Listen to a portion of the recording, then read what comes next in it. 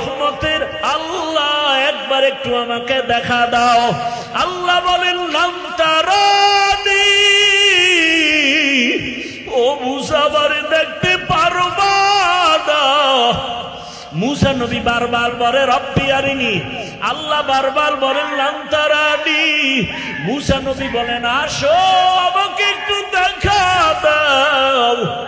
রবের নাম নাও, রবের নাম শুনি, রবের আওয়াজ শুনি, এত মজা, এত মজা।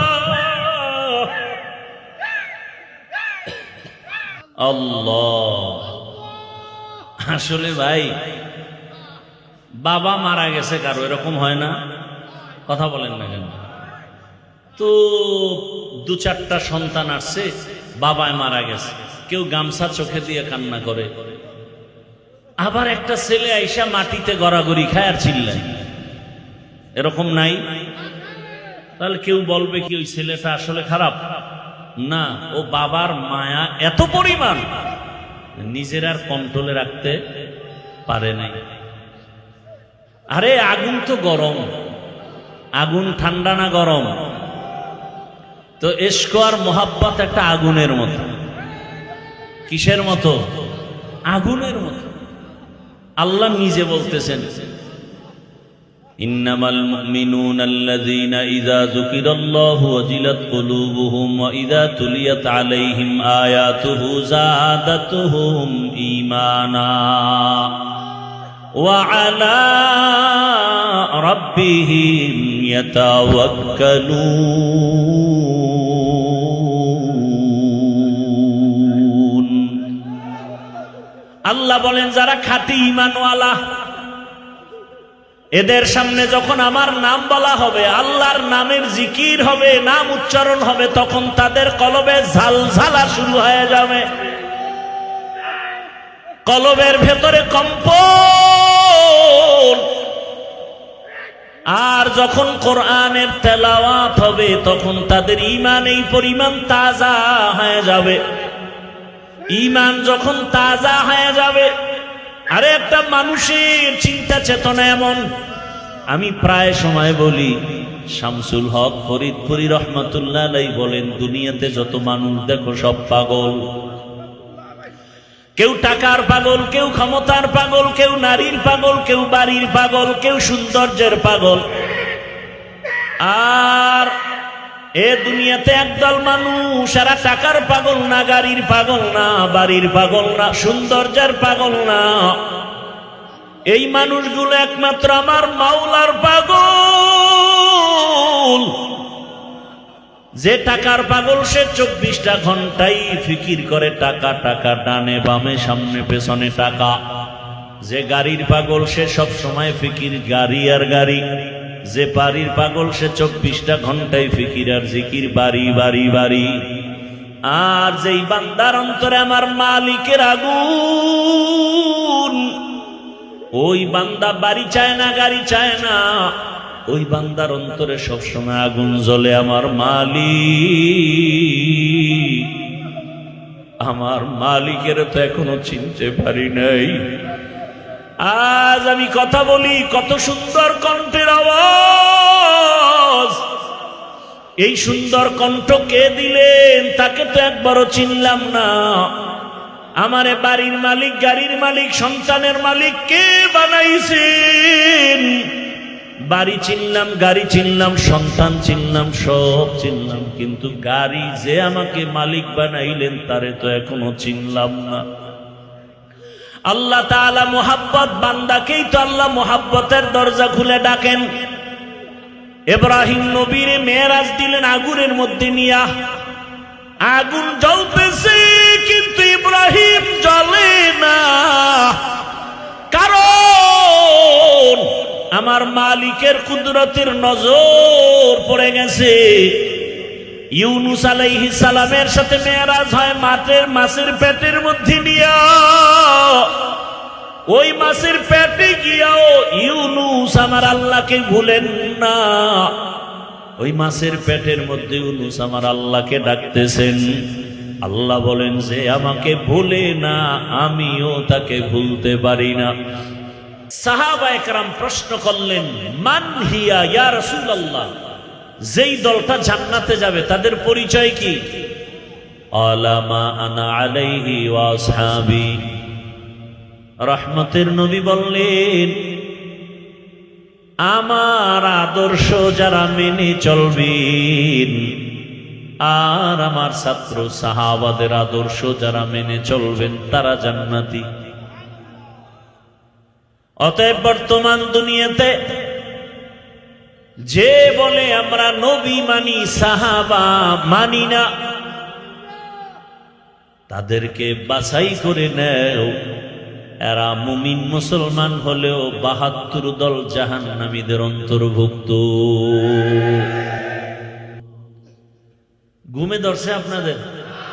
বাসায় গিয়ে তো মোবাইল চালাবেন, ঘুমাবেন না, গুনাহ করবেন। কেউ দেখে না, কে দেখে না?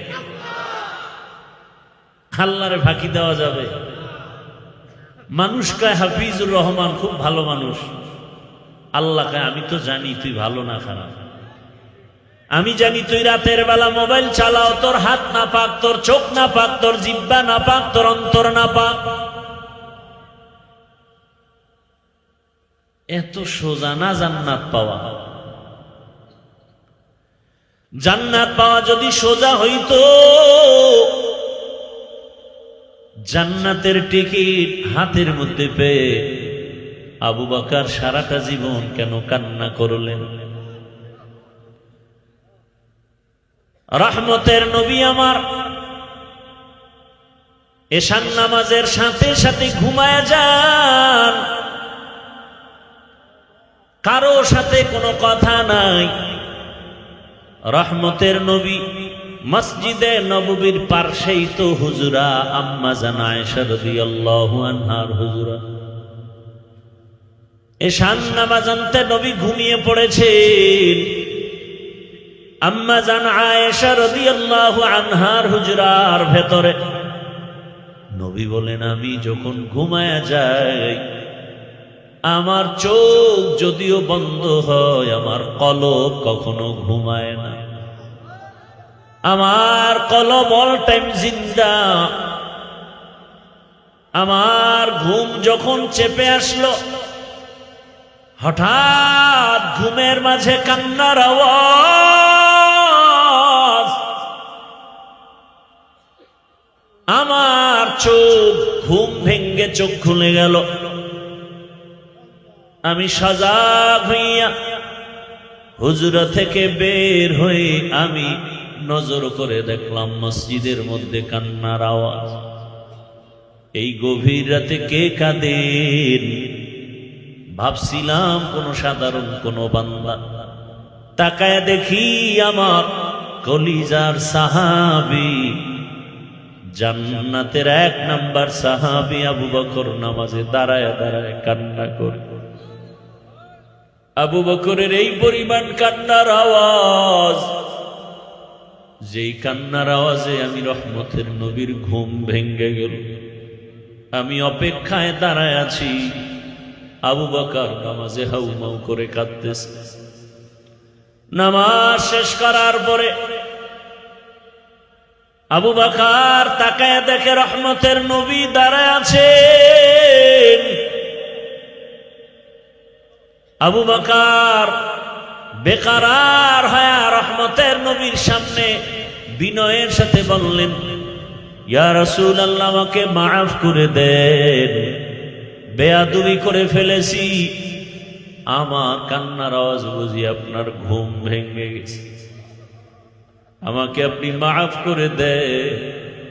রহমতের নবীর যেই শরীর মুবারক একটা মশা পড়ে না, মাছি পড়ে না।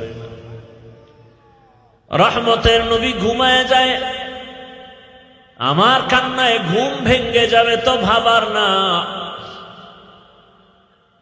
রহমতের নবী বলেন, হে আবু বকর, নামাজের ভেতরে কেন কাঁদছেন? আবু বকর বলেন, ইয়া রাসূলুল্লাহ, হাসরের ময়দানের কথা আমার মনে পড়েছে, জন্য কান্না করেছে। জান্নাতের টিকিট হাতের মধ্যে পাওয়ার পরেও আবু বকর সারা জীবন কেন কাঁদছেন? আর আপনার আমার তো নামাজ নাই, তেলাওয়াত নাই। যেইভাবে নামাজ আল্লাহ চায় ওভাবে দিতে পারি না, না রুকু আছে না সেজদা আছে। নামাজে দাঁড়াইলে দুনিয়ার পেরেশানি অন্তরে চেপে বসে। এই নামাজ দিয়া জান্নাতে যাওয়া যাবে না। আবু বকর বলেন, ইয়া রাসূলুল্লাহ, কোরআনের একটা আয়াত পড়েছি আর কান্না করেছি। কোন আয়াত? আবু বকর বলেন, ইন্নাল্লাহা আশতারা মিনাল মুমিনিনা আনফুসাহুম ওয়া আমওয়ালাহুম বিআন্না লাহুমুল জান্নাহ।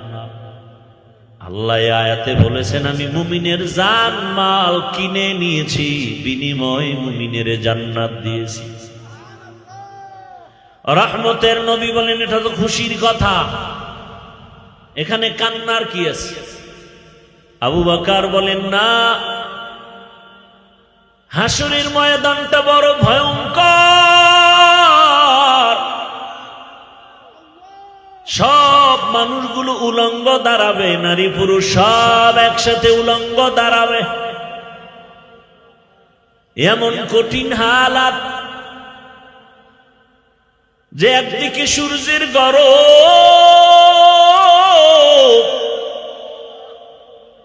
আবার জাহান্নামের চিৎকারের আওয়াজ। ওদিকে নবী আপনিই বয়ান করে কান্না করে বলেছেন, আল্লাহ রাগ হয়ে যাবেন। এমন কঠিন সময় হাসরের মাঠে নবীরা পর্যন্ত ভয়ে কান্না শুরু করবেন। আদম নবী কাঁদবেন, মূসা নবী কাঁদবেন, ইব্রাহিম নবী কাঁদবেন। ওই কঠিন সময় আল্লাহর আদালতে যদি আমাকে ডাকা হয়, আবু বকর, আমার জানমাল আমি নিয়ে, তোমার জানমাল নিয়ে জান্নাত দিয়েছি, বিনিময়ে কি পুঁজি নিয়ে আসছো বলো? আমি যদি বলি, ও দয়ার মালিক, নামাজ রোজা তেলাওয়াত নিয়ে আসছি।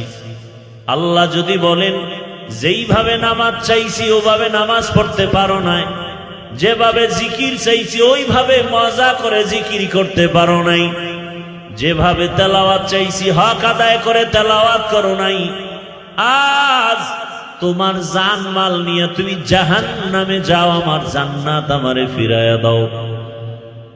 ও রহমতের নবী, ওদিন আমার কি উপায় হবে? হক আদায় করে নামাজও পড়তে পারলাম না, তেলাওয়াত করতে পারলাম না। আবু বকরের যদি এমন হালাত হয়, আপনার আমার কি উপায় হবে চিন্তা করা উচিত।